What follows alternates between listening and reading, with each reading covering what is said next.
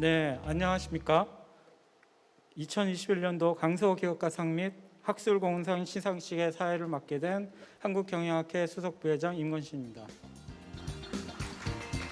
감사합니다. 지금부터 2021년도 강서기업가상 시상식을 진행하겠습니다. 2021년도 경영학자 선정 대한민국 강서기업가상 수상자로 파크시스템스 박상일 대표이사님께서 선정되었습니다.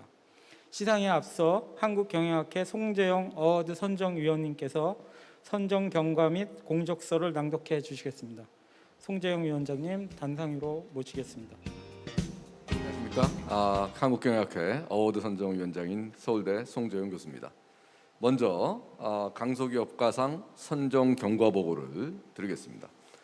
한국경영학회는 기업 규모는 크지 않지만 기술 발전과 시장 변화 추세를 통찰하는 선견 지명을 가지고 국내외에서 업계를 선도한 탁월한 성과를 보인 기업의 경영자를 선정하여 강서기업가상을 시상하고 있습니다. 강서기업가상을 통하여 진취적인 기업가 정신과 확고한 가치관을 바탕으로 신기술과 신시장을 성공적으로 개척하여 글로벌 강소기업을 일금으로써 청년 창업가와 중소기업인에게 귀감이 되는 경영자를 발굴하여 널리 알리고자 하는 취지에서 경영학자 선정 대한민국 강소기업가상은 2011년에 제정되었습니다. 한국경영학회에서는 지난 3월 19일 어워드 선정위원회를 구성하여 심사의 기준과 절차를 확정하고 경영학회 회원들의 추천 절차를 밟아 선정된 후보 기업인들을 대상으로 2차에 걸친 회의에서 선정 기준에 따른 엄정한 심사와 어워드 선정위원 전원의 투표를 거쳐서 파크시스템스 박상일 대표님을 금년도 수상자로 선정하였습니다. 박상일 대표님은 미국에서 세계 최초로 원자 현미경을 사업화했고 한국에서 두 번째 벤처기업 파크시스템스를 창업하여 더욱 발전된 원자 현미경을 개발하여 세계적인 나노 계측기기 전문 기업으로 성장시켰습니다. 이에 어워드 선정위원회는 신기술과 신시장을 성공적으로 개척하여 글로벌 강소기업을 이룬 박상일 대표이사의 진취적인 기업가 정신을 기리기 위해 2021년 제11회 경영학자 선정 대한민국 강소기업가상 수상자로 선정하였습니다. 이상 2011년도 경영학과 선정 대한민국 강소기업가상 선정 경과를 보고드렸습니다. 이어서 공적서도 간단히 요약해서 읽도록 하겠습니다. 박상일 대표는 미국 실리콘밸리에서 벤처기업 파크스 사이언티픽 인스트루먼스를 창업하여 세계 최초로 원자 현미경 기술을 상용화했습니다.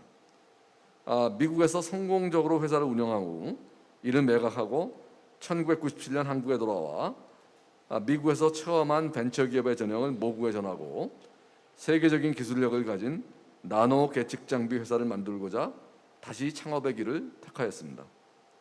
이렇게 두 번째 벤처기업 파크시스템스를 창업하여 더욱 발전된 원자 현미경을 개발하여 세계적인 나노 계측기기 전문 기업으로 성장시켰습니다. 파크시스템스는 30년간 축적된 노하우와 원자 현미경 관련 원천 기술을 바탕으로 우수한 연구 개발 인력을 확보해 육성하고 있습니다.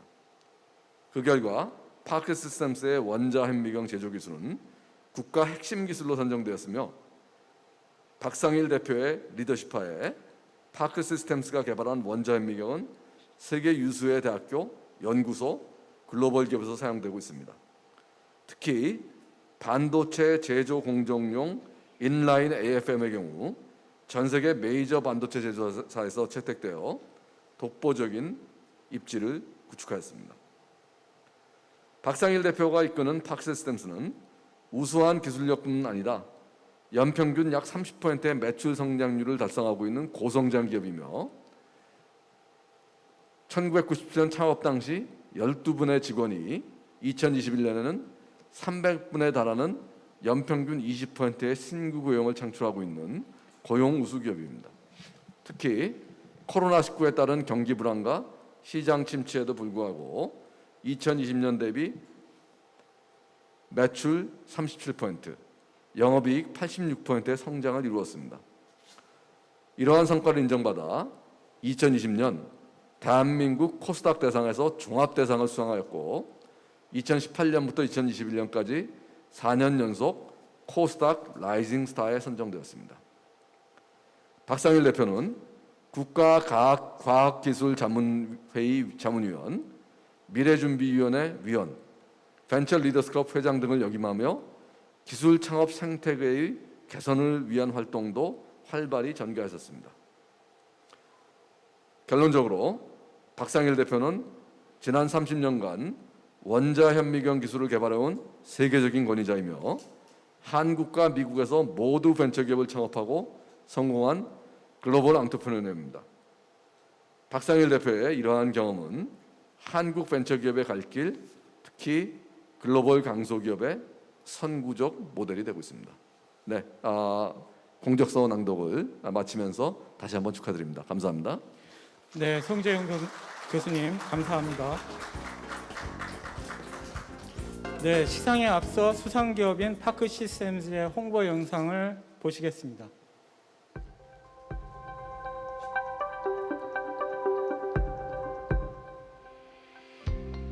파크시스템스는 순수 국내 원천 기술로 첨단 나노 계측 장비인 원자 현미경 및 계측 기술의 혁신을 선도하고 있는 글로벌 기업입니다. 파크시스템스의 원자 현미경은 국내외 유수의 대학교와 연구소는 물론 최고의 글로벌 반도체 기업들로부터 최적의 솔루션으로 높이 평가받으며 원자 현미경 분야에서 독보적인 기술력과 브랜드 인지도를 구축하고 있습니다.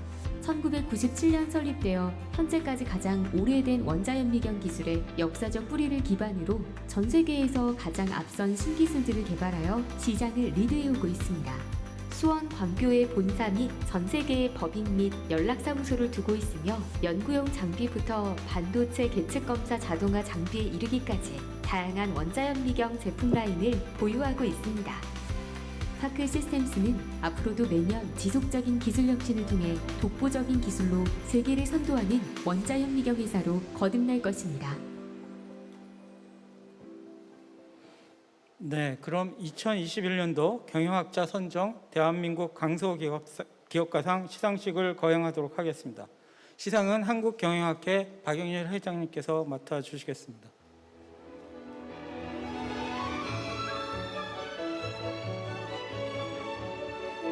네, 수상자이신 파크시스템스 박상일 대표이사님을 단상위로 모시겠습니다. 큰 박수로 맞이해 주시고.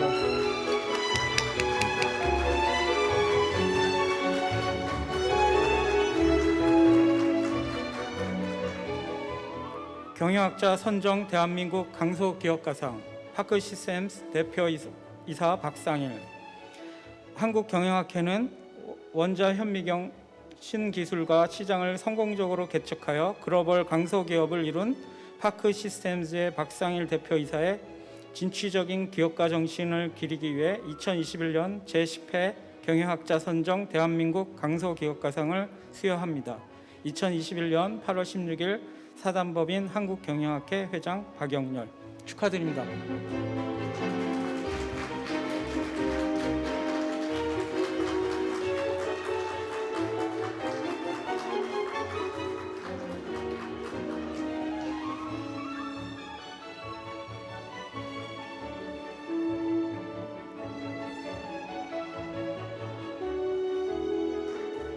네, 다시 한번 큰 박수 부탁드리겠습니다.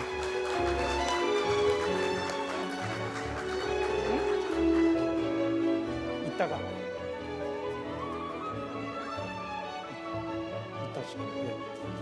네, 축하드립니다. 박상일 대표이사님의 수상 소감을 들어보도록 하겠습니다.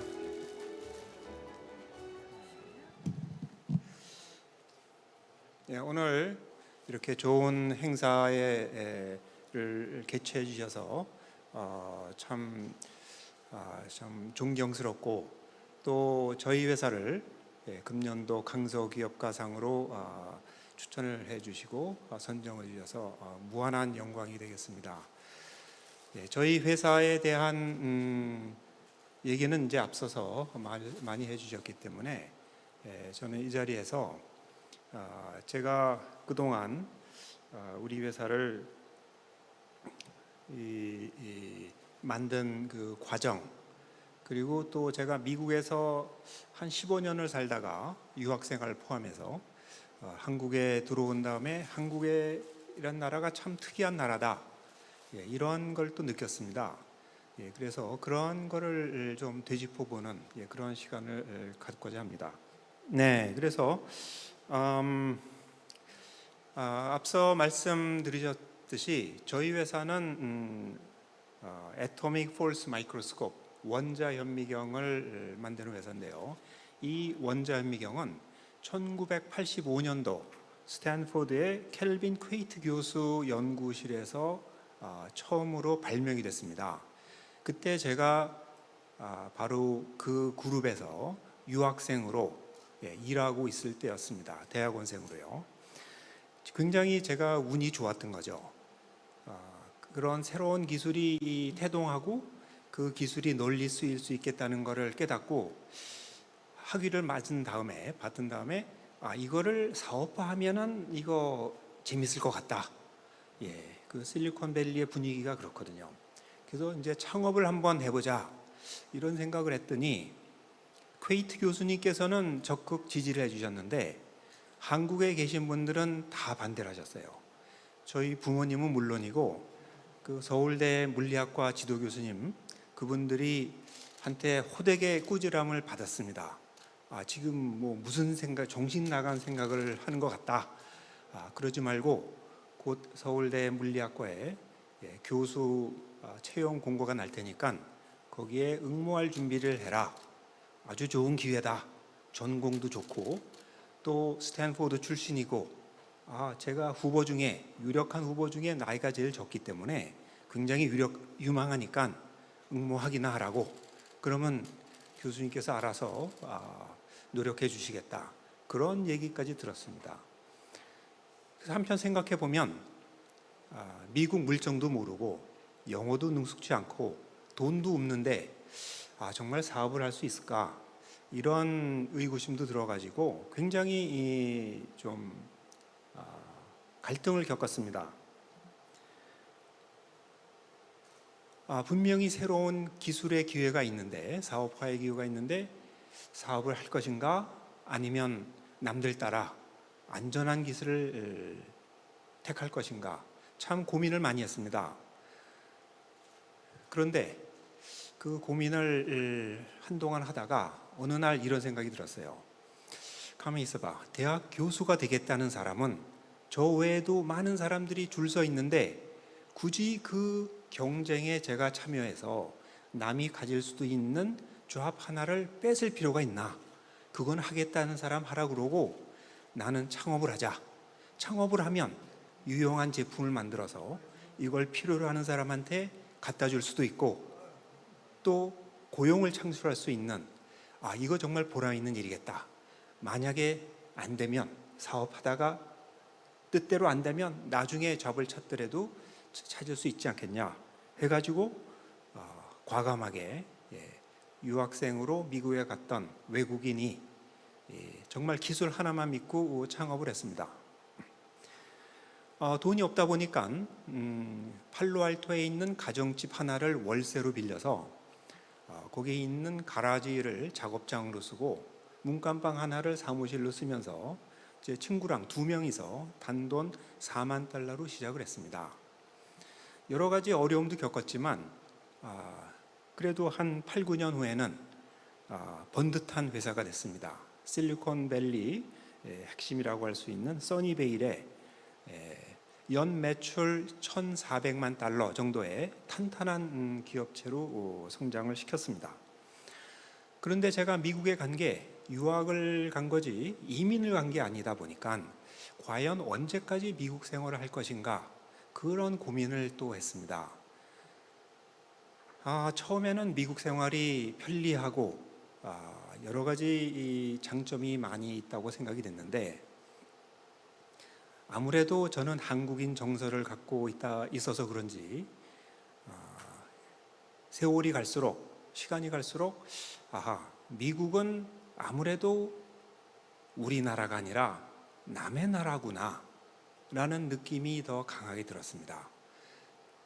50대, 60대까지 미국 생활을 하는 것은 그다지 바람직하지 않겠다. 그런 생각이 들어서 그러면 만 40세가 되기 전에 한국으로 돌아가서 제2의 창업을 하자. 한국도 벤처기업이 필요한 시대가 온다.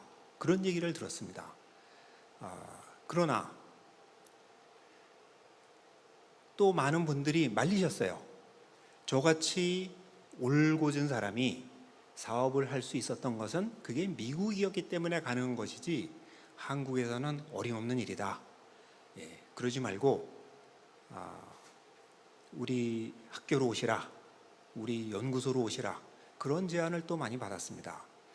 그래서 저도 이제 또 고민이 됐죠. 한국이 그렇게 사업하기 열악한 환경이라면 내가 무모한 도전을 하는 게 아닐까, 그런 생각도 하다가 아니 그렇다고 남아저 미국에서 맨손으로 창업에 성공했던 남아저 외면을 하고 안전한 길로 가면 그러면 한국의 이 벤처기업 발전, 창업 생태계는 누가 개척해 간단 말인가?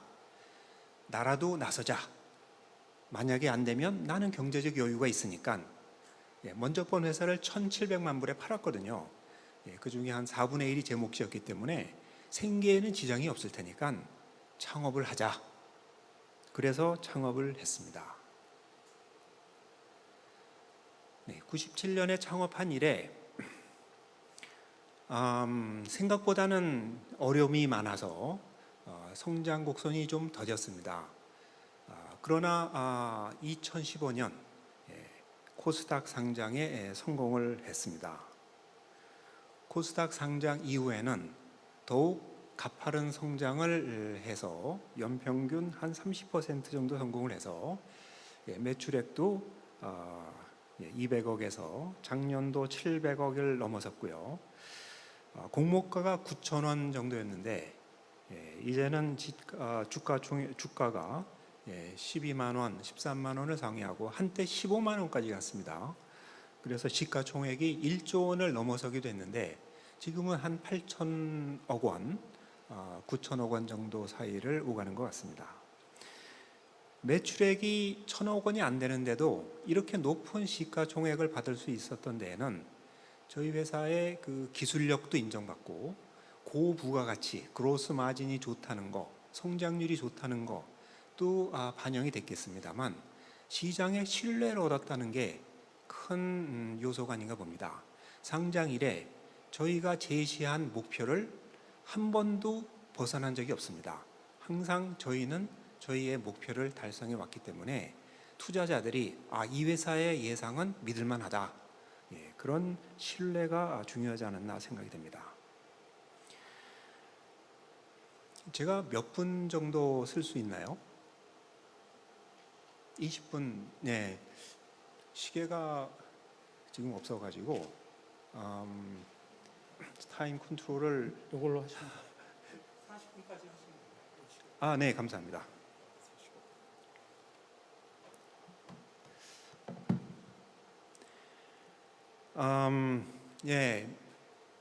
미국에서는 제가 외국인이었기 때문에 어려움이 컸습니다. 영어가 능숙치 않고 미국 물정을 모르고 인맥이 없고 사업 경험이 없고 등등. 한국에서는 그게 다 긍정적으로 작용하거든요.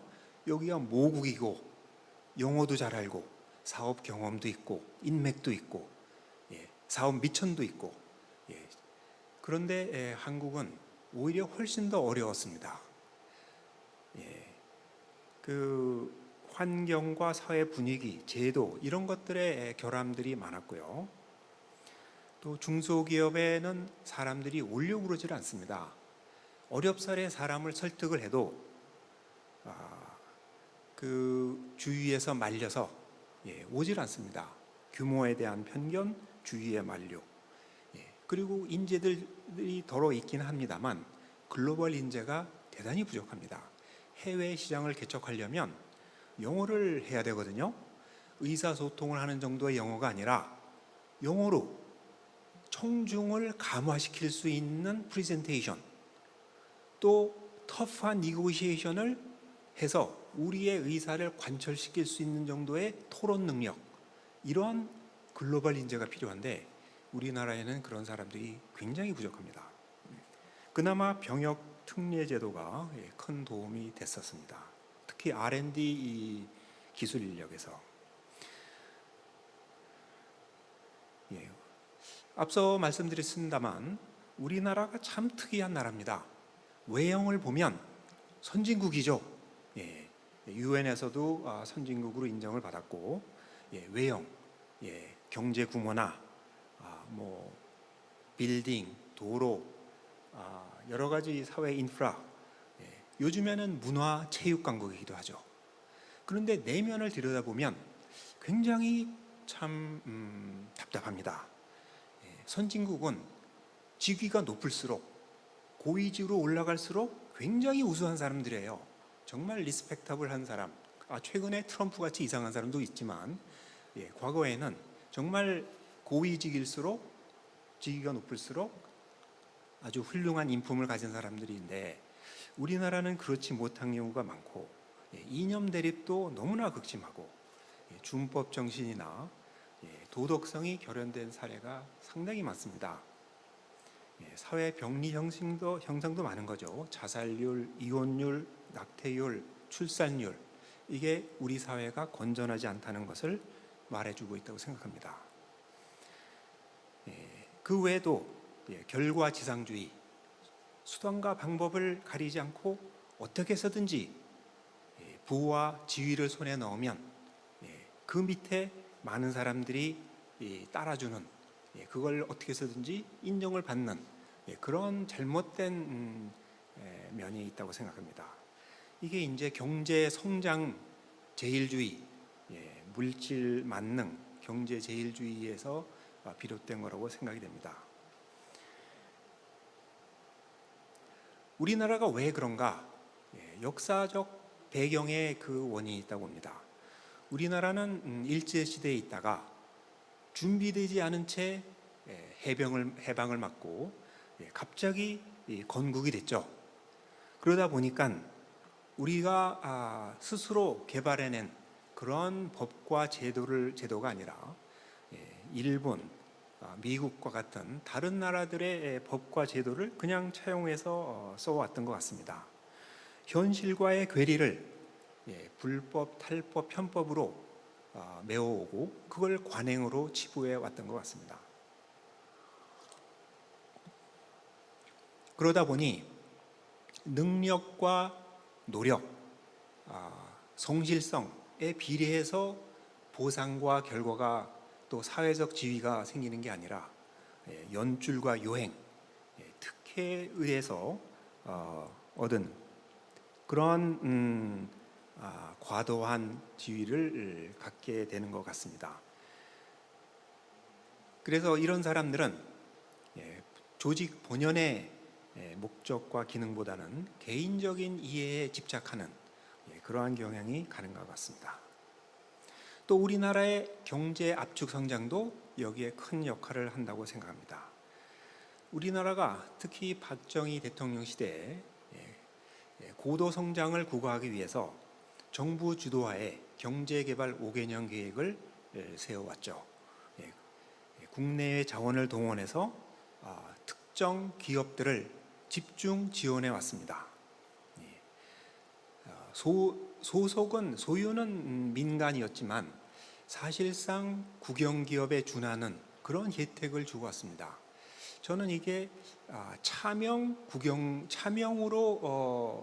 만든 국영기업이 아닌가라고 생각이 됩니다. 그게 결국은 이제 나중에 문제를 일으키는데요. 현대중공업과 포스코 비슷한 경우인데 소유가 완전히 다르죠. 지금 완전히 다른 기업이 됐습니다. 80년대 전경련 회장을 했던 정주영 회장은 이렇게 얘기를 했습니다. 현대그룹은 정부가 만들고 국민이 키워준 국민기업이다. 자식에게 상속하지 않겠다. 정말 그런가? 여기 신문 스크랩이 있습니다. 1981년도 조선일보 기사인데 현대그룹 자식에게 상속하지 않겠다.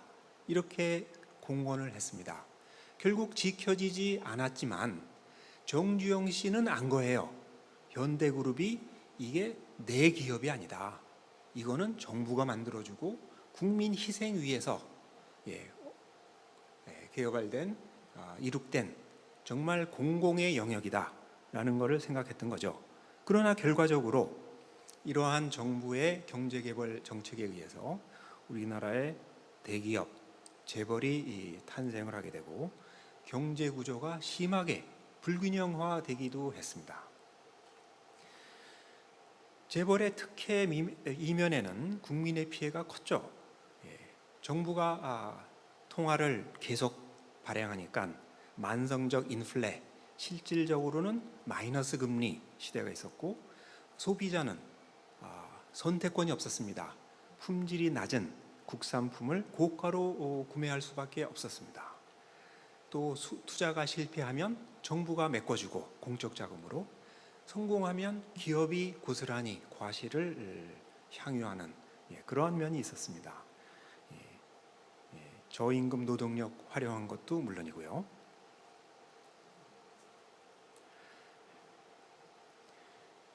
그러나 재벌은 철저히 정부의 통제하에 있었기 때문에 국영기업이든 민간기업이든 큰 차이가 없이 정권의 의도대로 따라주는 수밖에 없었습니다. 특히 워낙 많은 자본이 없었으니까 차입금에 의존했기 때문에 금융이 완전히 관치금융이어서 정부의 지시를 따르지 않을 수가 없었죠. 근데 거기에 커다란 변화가 온 게 87년의 민주화 그리고 97년의 IMF 경제 위기라고 생각합니다. 이 과정을 통해서 정부가 더 이상 절대 권력이 아니구나. 5년마다 바뀌는구나. 잘만 버티면 정부에 맞서도 괜찮겠구나. 살아남을 수 있겠구나. 이런 생각. 그리고 97년 IMF 권고에 의해서 기업의 부채가 줄어들고 기업의 회계가 투명해지고 정치자금법, 선거법이 강화되면서 정경분리가 시작되게 됐습니다. 그러다 보니 경제 성장의 한 방편이었던 재벌이 정부의 통제를 벗어서 강력한 시장 권력으로 등장을 하게 된 것이죠. 경제력이 집중되면 여러 가지 부작용이 생깁니다. 자본, 인력, 시장만 독점하는 게 아니라 정보의 독점, 기회의 독점, 이런 것들이 참 문제입니다. 사실 대기업 재벌 그룹이 순기능도 있었습니다만 이제는 더 이상 그렇지가 않습니다.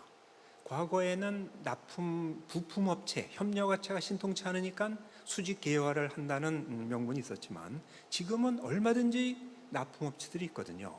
자유 경쟁에 의해서 적절한 가격으로 납품을 받을 수 있는데 자기 계열사끼리 거래를 한다는 것은 자회사가 됐든 모회사가 됐든 분명히 둘 중에 하나는 이득을 보는 거예요. 비정상적인 이득을 보는 거죠.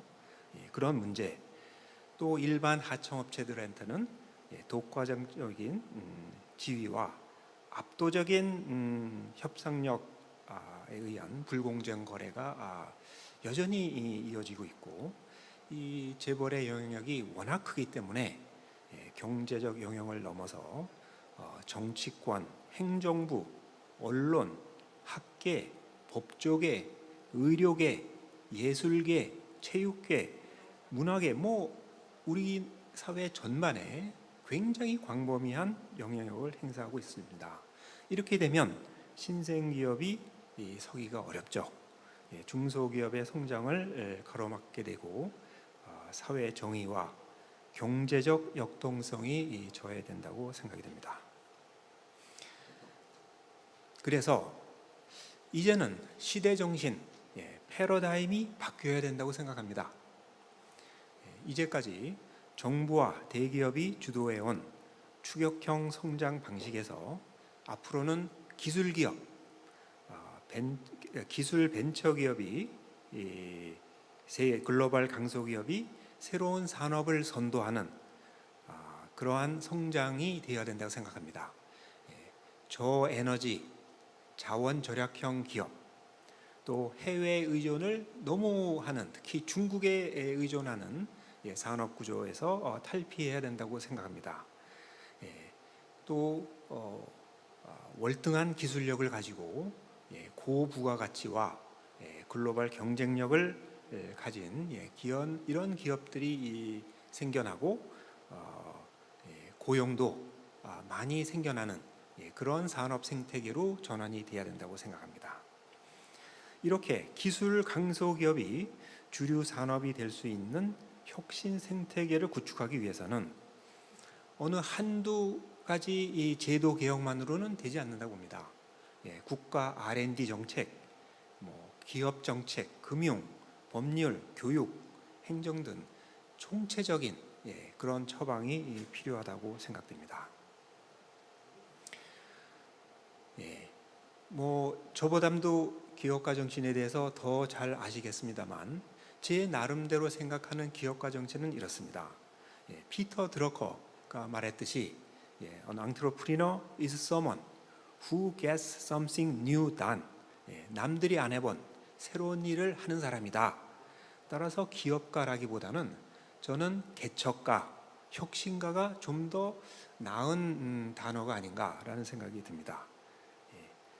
무비판적으로 잘못된 관행을 그냥 답습하는 것이 아니라 무사안일주의, 보신주의, 관료주의를 척결하는 그러한 정신이라고 생각됩니다.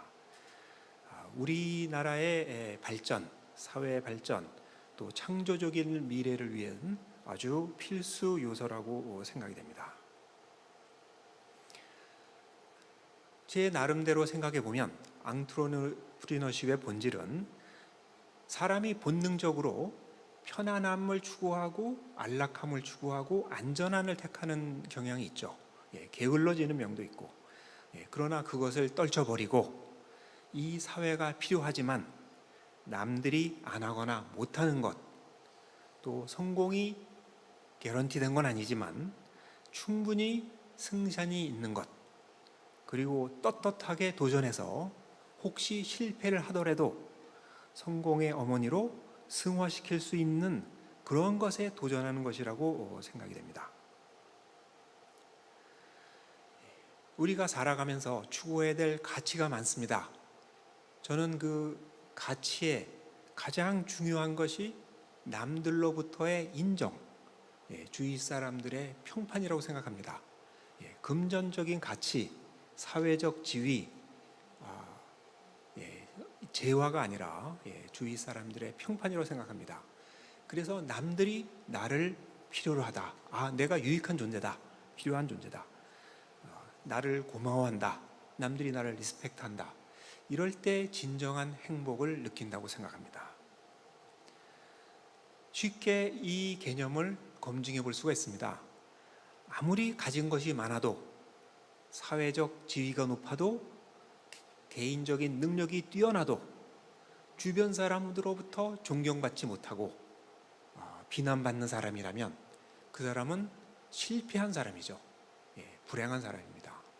반대로 비록 가진 것이 많지 않지만 능력이 뛰어나지 않아도, 사회적 지위가 높지 않아도 주위 사람들이 다 존경하고 따르고 정말 훌륭한 사람이야 인정해주는, 그렇게 인정을 받는다면 그 사람은 행복한 사람이고 성공한 사람이라고 할 수 있을 것입니다.